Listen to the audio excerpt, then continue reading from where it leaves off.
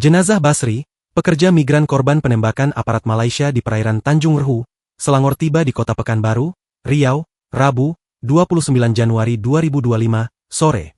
Jenazah tiba di Terminal Kargo Bandara Internasional Sultan Syarif Kasim II Pekanbaru, sekitar pukul 15.45 waktu Indonesia Barat. Basri bersama 4 rekannya sesama pekerja migran sebelumnya menjadi korban penembakan Agensi Penguatkuasaan Maritim Malaysia yang tengah melakukan operasi di perairan Selangor.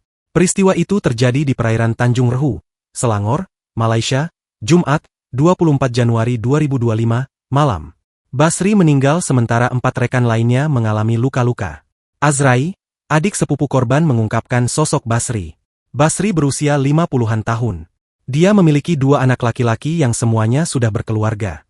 Menurut Azrai yang juga bertindak sebagai juru bicara keluarga ini, Basri dulu sempat tinggal di Kabupaten Rohul. Namun kini sudah kembali ke Pulau Rupat. Basri, kata Azrai saat kejadian penembakan itu, diketahui sedang dalam perjalanan pulang ke Indonesia. Berangkatnya sudah beberapa bulan, lost contact, jelas Azrai. 3-4 bulan, beberapa bulan terakhirlah, baru dapat kabar kemarin itu pun karena heboh-heboh itu kan, tambahnya. Azrai mengaku tak tahu pasti kapan Basri berangkat ke Malaysia, dan apa pekerjaannya di negeri jiran itu.